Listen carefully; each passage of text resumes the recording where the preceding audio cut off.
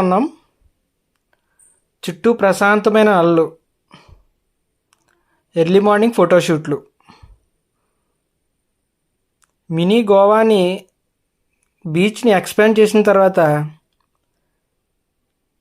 Locations చాలా బ్యూటిఫుల్గా ఉన్నాయి.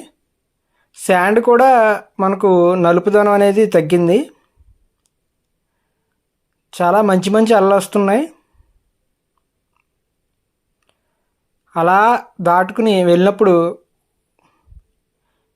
బీచ్కి ఆపోజిట్లో కొబ్బరి తోటలు. ఓ 15-20 సంవత్సరాల క్రితం బీచ్కి వెళ్ళినప్పుడు నీటి కుంటలు కనపడినప్పుడు, పాత సినిమాల్లో నీటి కుంటల్లో ఎవరైనా పడిపోతే అలా లోపలికి వెళ్ళిపోతారు కదా ఊపులు, అవే గుర్తుకొచ్చినాయి ఈ నీటి కుంటలను చూసినప్పుడు. ఇప్పుడు అవన్నీ కూడా గుర్తొస్తున్నాయి. బీచ్లో ఇవి చాలా చోట్ల ఉన్నాయి.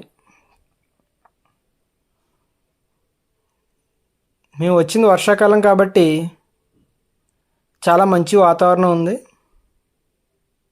చాలా పీస్ఫుల్గా క్లైమేట్ కూడా ఇవాళ అసలు వర్షం లేదు, అసలు అలానే ఎండ కూడా లేదు. చాలా బ్యూటిఫుల్గా ఉంది లొకేషన్ అంతా కూడా.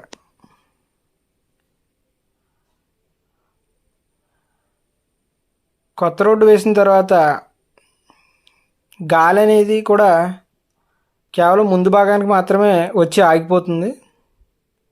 ఇటేపు అంతా కూడా పీస్ఫుల్గా ఉంది. సముద్రం చూస్తున్నారు కదా ఎంత దూరంలో ఉందో.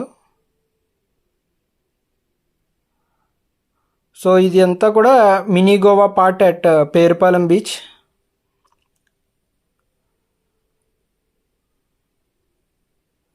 సరదాగా అనుకోని ప్రయాణాలు ఎన్నిసార్లు వచ్చినా కూడా ఎందుకో తెలీదు, సముద్రం బోర్ కొట్టట్లా.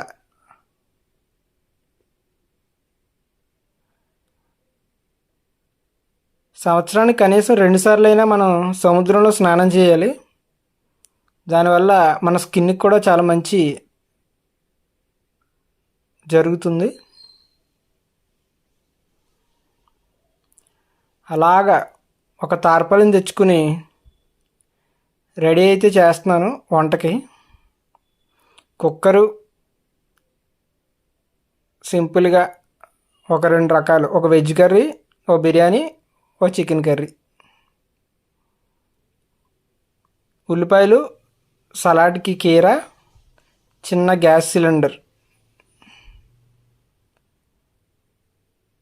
బంగాళదుంపలు, క్యాప్సికం ఇవన్నీ వేసి బిర్యానీకి రెడీ చేస్తున్నాను.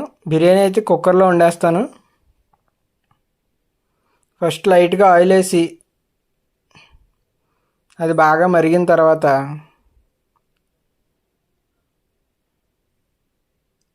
బిర్యానీ సామాను ఉంటాయి కదా,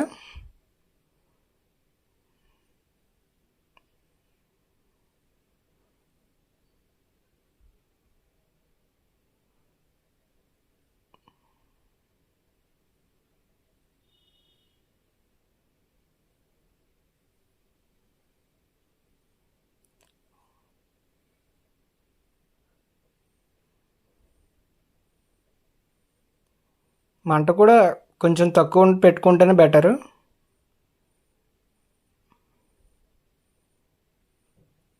సో ఏంటంటే ఈలోపు చికెన్ కడగడానికి రెడీ చేసి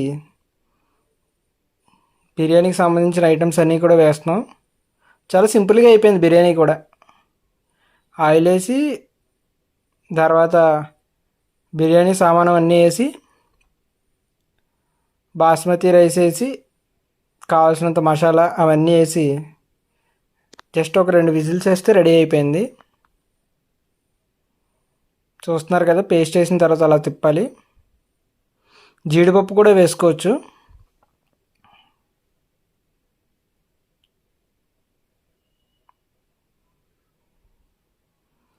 సో ఫైనల్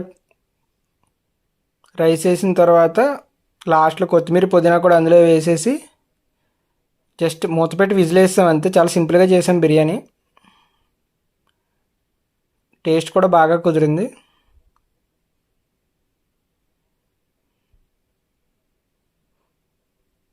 సో ఫైనల్గా అది రెడీ అయ్యేలోపు పెరుగు చట్నీ కలుపుకున్నాం.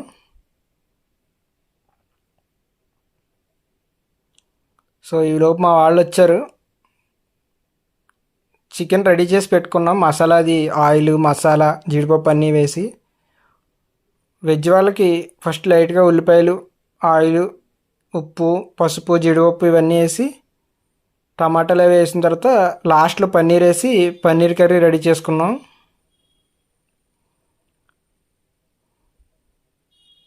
ఇది కూడా ఒక 15-20 మినిట్స్లో అయిపోయింది. సో వెజ్ వాళ్ళకి ఏంటంటే ఈ పన్నీర్ కర్రీ.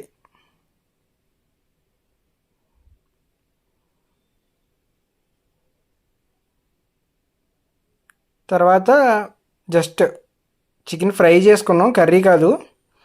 అలా మనం ఇందాక చూసిన విధంగా రెడీ చేసుకుని జస్ట్ ఆయిల్ పోసి జస్ట్ పాన్ మీద పెట్టాం. అయిపోయింది. ఇదంతా హార్స్ రైడ్.